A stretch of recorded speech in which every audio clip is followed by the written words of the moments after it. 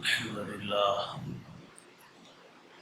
لله نحمده ونستعينه ونستغفره ونؤمن به ونتوكل عليه ونعوذ بالله من شرور أنفسنا ومن سيئات أعمالنا من يهد الله فلا مضل له ومن يضلل فلا هادي له نشهد أن لا إله إلا الله وحده لا شريك له ونشهد أن سيدنا ونبينا ومولانا محمدا عبده ورسوله صلى الله تعالى عليه وعلى آله وأصحابه وأتباعه وأزواجه وذرياته وبارك وسلم تسليما كثيرا كثيرا أما بعد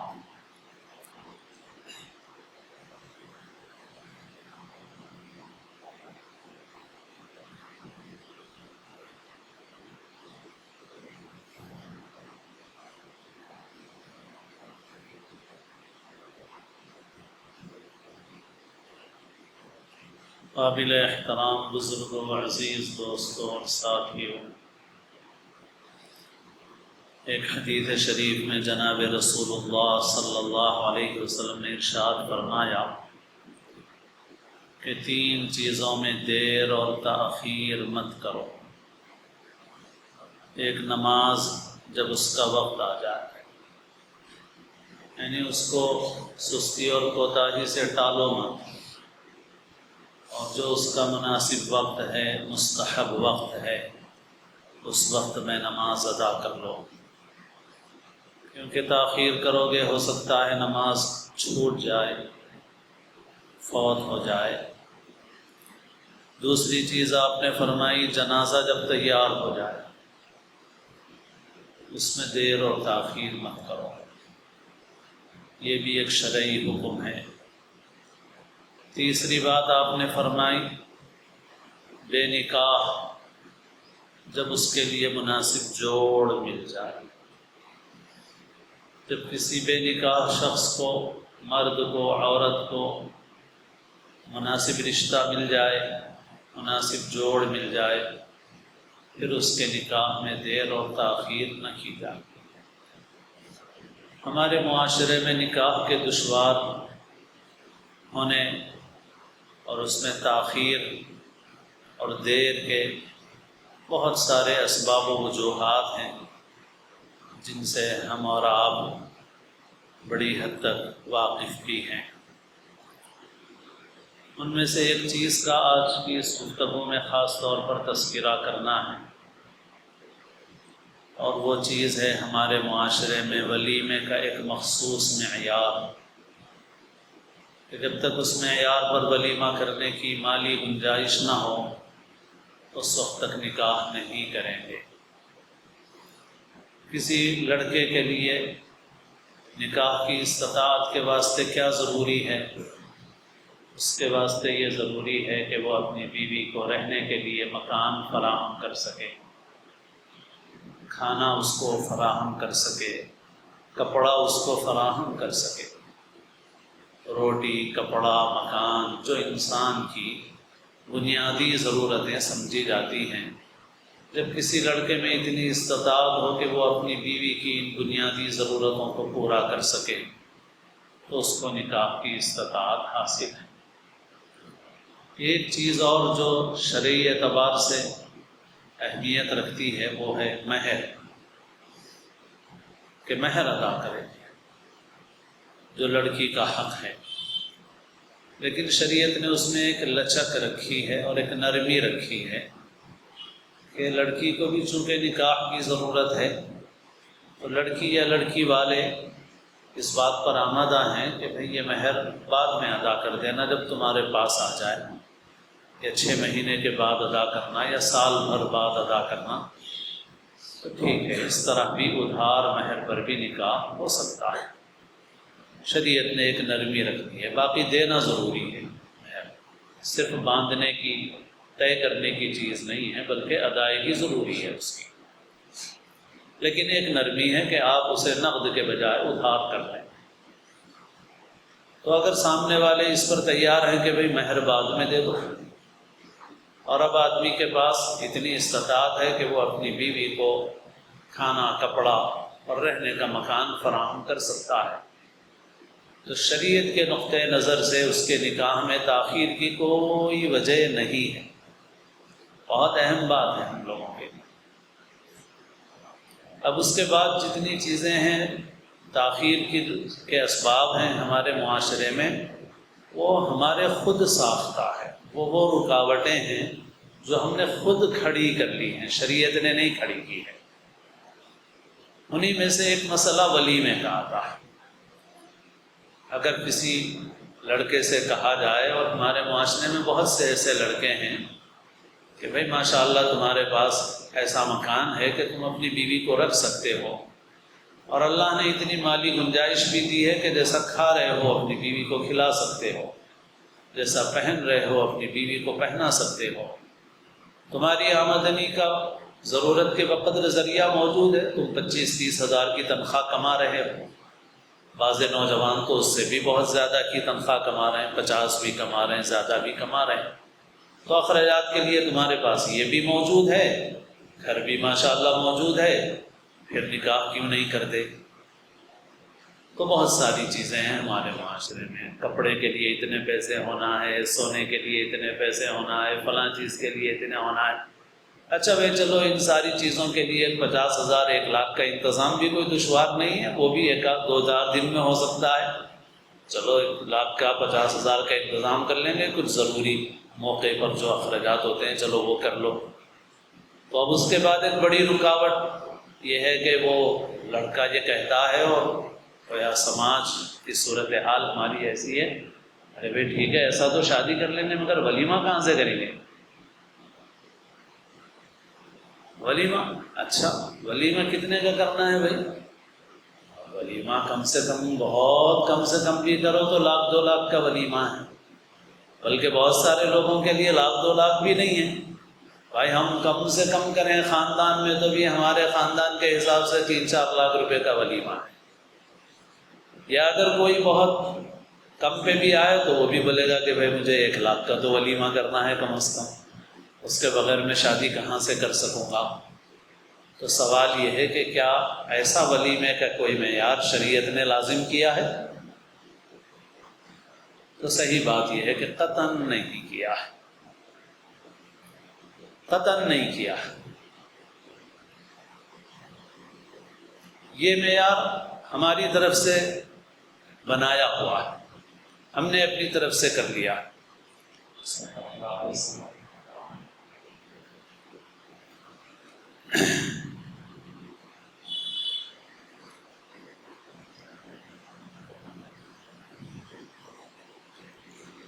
یہ ایک کتاب ہے اخلاق سلف، علامہ عبد الوہاب شعرانی رحمۃ اللہ علیہ کی کتاب ہے۔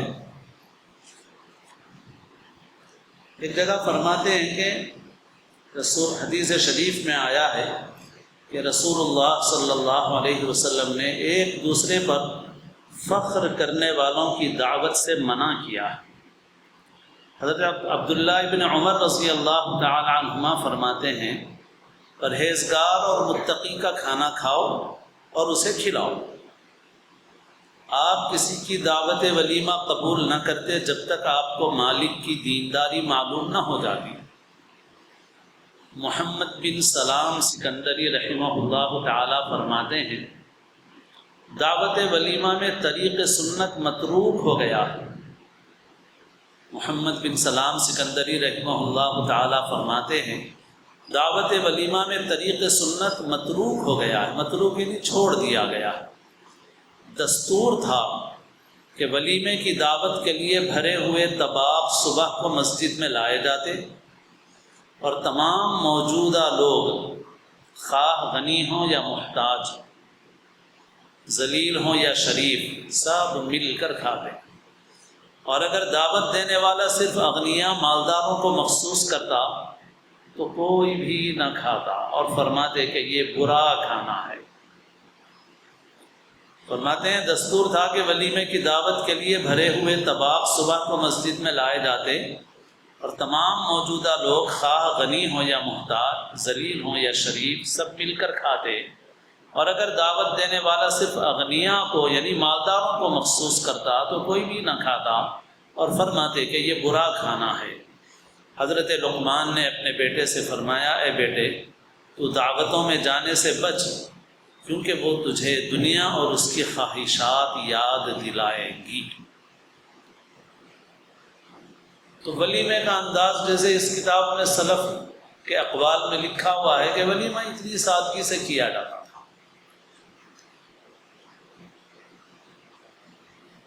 آپ صلی اللہ علیہ وسلم نے سب سے بڑا ولیمہ اپنا جو فرمایا ہے وہ ایک بکری ذبح فرمائی، ایک بکری ذبح فرمائی۔ اور ایک بکری عربوں کے اعتبار سے اور بھی مختصر ہو جاتی ہے، کیونکہ عرب چاول کے ساتھ گوشت نہیں کھاتے، روٹی کے ساتھ گوشت نہیں کھاتے، گوشت کے ساتھ تھوڑا سا چاول کھاتے۔ اب اگر شوربہ بھی بنا لیا جائے تو ٹھیک ہے بھائی، کتنی بڑی تعداد ہوگی۔ اور دوسرے جتنے ولیمے آپ نے کیے ہیں اس میں ایک بکری بھی ذبح نہیں فرمائی، جو موجود تھا کھانا وہ لا لیا گیا، یا جو تیار کیا جا سکتا تھا وہ تیار کر لیا گیا۔ اور ایک ولیمہ آپ کا ایسا تھا جس میں آپ صلی اللہ علیہ وسلم نے یہ فرمایا، سفر میں تھے کہ بھئی ہمارے پاس جو کھانا ہے ہم لے آئیں گے، تم لوگ بھی اپنے پاس جو کچھ ہے وہ لے آؤ، اور سب بیٹھ کر کھا لیں گے۔ اور سب نے بیٹھ کے کھا لیا، اور اس طرح سے ولیمہ ہو گیا۔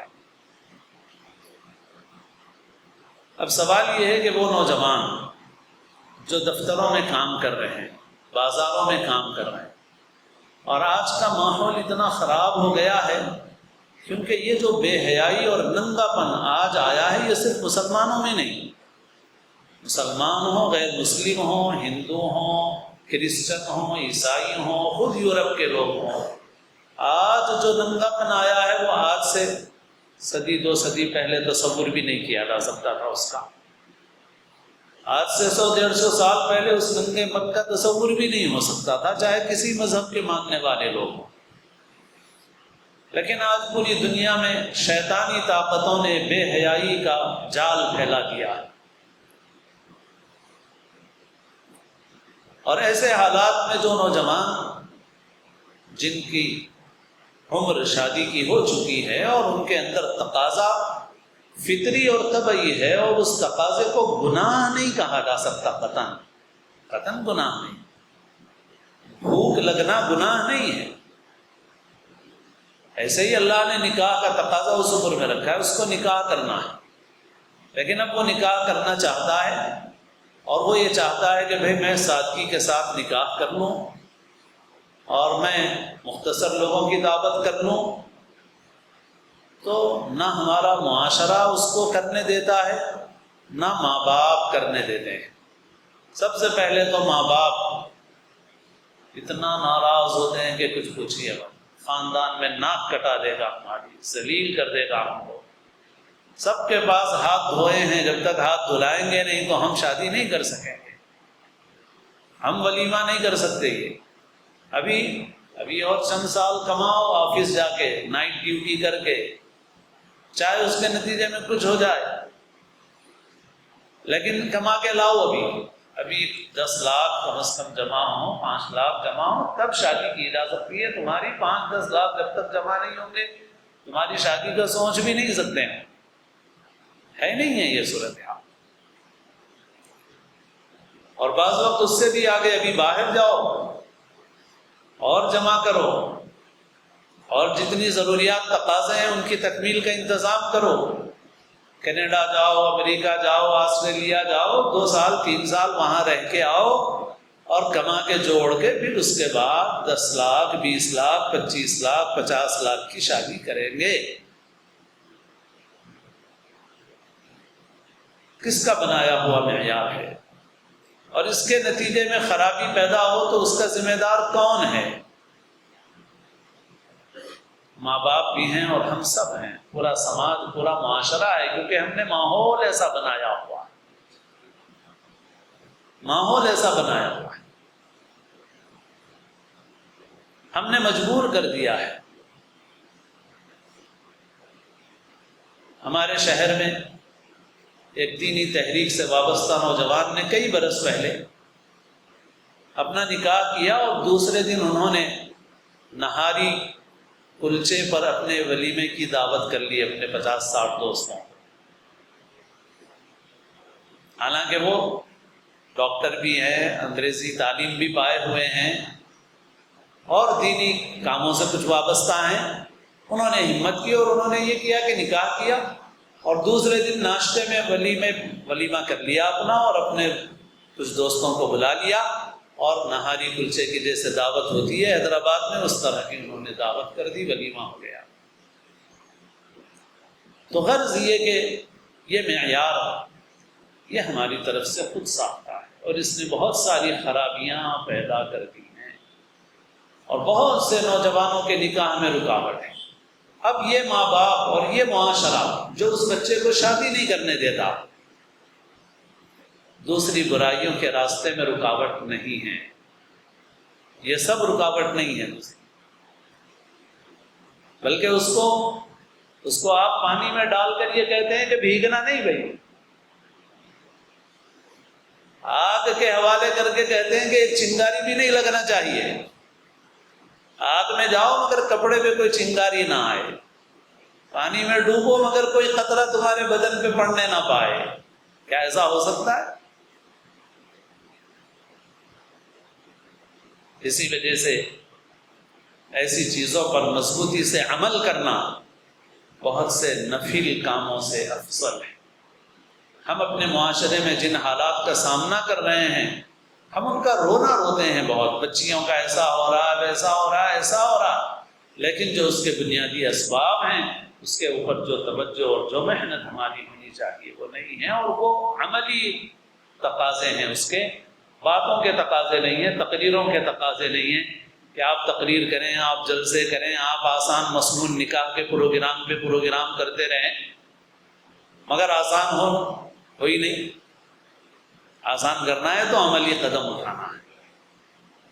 لوگ ملامت کریں، اللہ تعالیٰ کے نیک بندوں کے متعلق فرمایا لا یخافون فی اللہ لومۃ لائم، کسی ملامت کرنے والے کی ملامت سے نہیں ڈرتے.